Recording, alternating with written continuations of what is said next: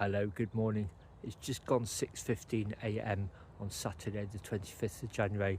I'm just setting off from my hometown of Bath up to Aztec West. It's a big business park up near the Ormondsbury interchange. It's where the M4 crosses the M5 north of Bristol, and that's where the Audax today starts. It's the Jack and Grace 100-kilometre event.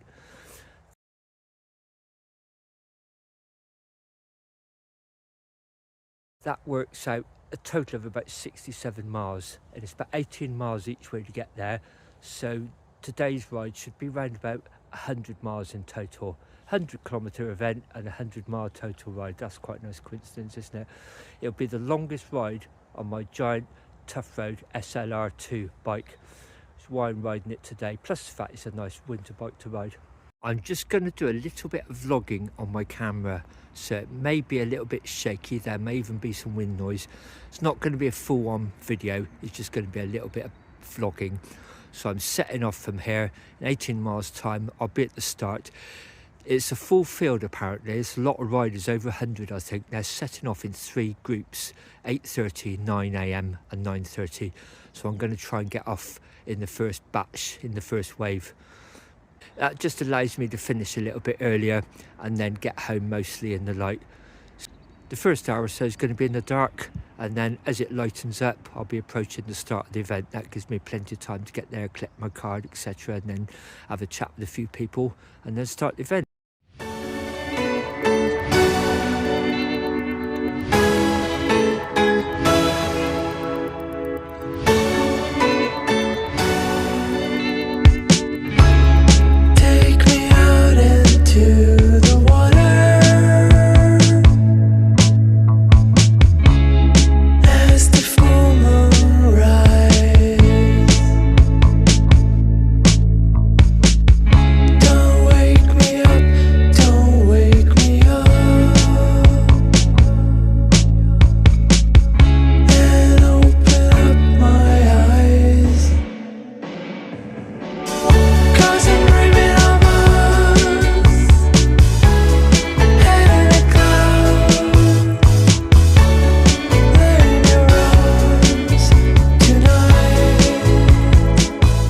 Got 1:30 p.m. I've just ridden through the second control on this event. There's only 2.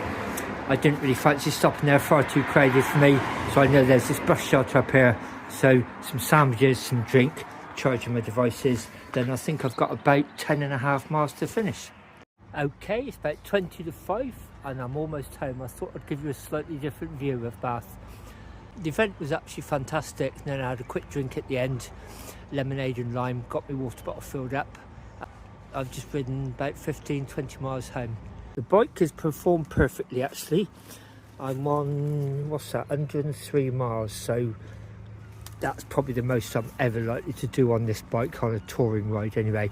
Who knows, I may ride it on an Audax sometime, but it just felt really comfortable today. I was riding in some groups a few times and it's okay on the flat and going downhill, but the minute it goes uphill it's just like riding in sand or treacle, which was actually quite good because early on there was some ice on the lanes heading up north in the Severn Estuary Vale.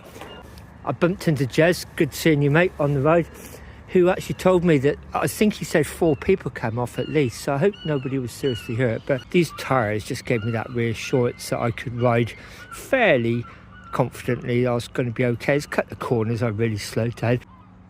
My strategy for riding on ice is obviously like be cautious and really look where you're going, take care, but I tend to whack it in a big gear, which just feels like it gives me a little bit more traction. Harder to ride.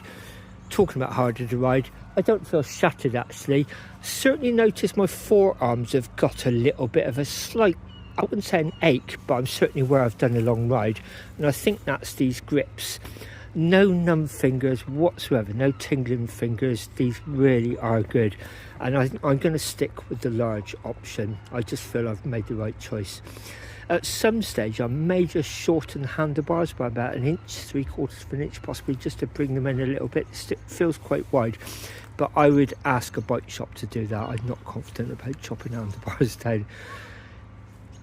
Anyway, just a short video, this one, on the phone. no external microphone, so if there's any wind noise, apologies. I'm heading that way, just going to give my darling wife a call, let her know I'm about a mile or so from home, and got lasagna and a couple of lagers in the fridge. See you soon.